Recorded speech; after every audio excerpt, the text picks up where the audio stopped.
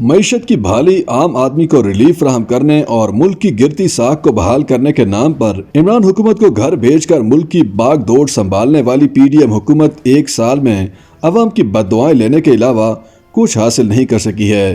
اس وقت قوم سے خطاب میں وزیر اعظم شہباز شریف نے جہاں اپنے پیش رو عمران خان پر کھل کر تنقید کی تھی، وہیں ان کی معاشی پالیسیوں پر بھی نکتہ چینی کرتے ہوئے آنے والے مہینوں میں معاشی استحکام لانے کا وعدہ کیا تھا۔ اقتدار ملنے کے 12 ماہ گزرنے کے بعد کیا ملک میں کوئی معاشی استحکام آیا یا معیشت بہتری کی جانب جا رہی ہے؟ یہ وہ سوال ہے جو اس وقت زیر بحث ہے۔ اسٹیٹ بینک آف پاکستان کے مطابق گزشتہ سال اپریل کے شروع میں غیر ملکی زر مبادلہ کے مجموعی ذخائر تقریباً 11 ارب 42 کروڑ ڈالر تھے، جو اس سال کے تازہ اعداد و شمار کے مطابق اب 4 ارب 20 کروڑ ڈالر رہ گئے ہیں۔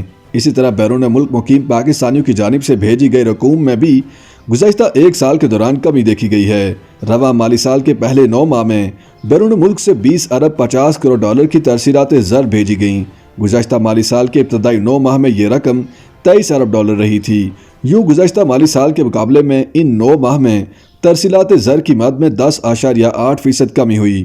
پاکستان میں گزشتہ سال مارچ میں مہنگائی کی شرح 12.7% ریکارڈ کی گئی تھی، جو ادارہ شماریات کے مطابق اب 35.37% ہو چکی ہے۔ ایک سال میں مہنگائی میں گزشتہ سال کی نسبت کئی گنا اضافہ ہوا ہے۔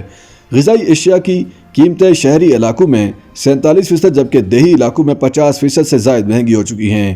پاکستان میں اس وقت مہنگائی کی شرح 1965 کے بعد سے ریکارڈ ہونے والی مہنگائی کی شرح میں سب سے بلند سطح پر ہے۔ اس کی ایک وجہ گزشتہ سال آنے والا تباہ کن سیلاب بھی بتایا جاتا ہے، جس سے فصلوں کو بری طرح نقصان پہنچا۔ دوسری وجہ روپے کی قدر میں بہت زیادہ کمی بتائی جاتی ہے۔ معاشی ماہرین کو خدشہ ہے کہ آنے والے مہینوں میں مہنگائی کی شرح میں مزید اضافہ ہوگا۔ اسی طرح ملک میں اپریل 2022 میں شرح سود 12.25% تھی، جو اب بڑھ کر 21% پر پہنچ گئی ہے، جس کی وجہ سے مبصرین کے مطابق قرضوں کا حصول خاص طور پر صنعتی شعبے کے لیے قرضے حاصل کرنا ناقابل عمل ہو چکا ہے۔ اگر تجارت کا موازنہ کیا جائے تو اعداد و شمار ظاہر کرتے ہیں کہ پاکستان نے مالی سال 2022 کے پہلے 9 ماہ میں 23 ارب 35 کروڑ ڈالر کی اشیاء برآمد کی تھیں، جبکہ اسی عرصے کے دوران 58 ارب 85 کروڑ ڈالر کی اشیاء درآمد کی گئی تھیں۔ یوں گزشتہ مالی سال کے 9 ماہ میں ملک کو تقریباً 35 ارب 50 کروڑ ڈالر کے بڑے تجارتی خسارے کا سامنا تھا۔ پی ڈی ایم کی صرف ایک سال کی حکومت کے دوران روپیہ ڈالر کے مقابلے میں تقریباً 97 روپے گر چکا ہے اور اب ایک امریکی ڈالر 286 روپے کے ارد گرد موجود ہے، یعنی ایک سال میں روپیہ 66% مزید تنزلی کا شکار ہوا۔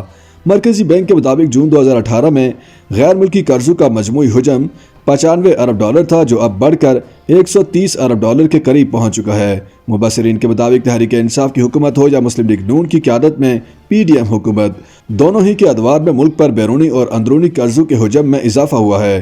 اسی طرح ملک میں ٹیکس وصولیوں کی شرح ہدف سے کم رہنے کے ساتھ بجلی گیس کی قیمتوں میں بھی اضافہ دیکھا گیا، مگر اس کے باوجود بھی گردشی قرضوں کا بوجھ کم نہ ہو سکا۔ بجلی کے شعبے میں گردشی قرضوں میں صرف گزشتہ 8 ماہ میں 419 ارب روپے کا اضافہ ہوا ہے، جس کے ساتھ مجموعی گردشی قرضہ 2600 ارب روپے سے تجاوز کر چکا ہے۔ ماہرین معیشت کا کہنا ہے کہ حکومت کا قرض پر انحصار بڑھنا خود ایک مسئلہ بن چکا ہے اور ملک کو درپیش مسائل کا حل قرض نہیں بلکہ پیداواری صلاحیت بڑھانے میں ہے۔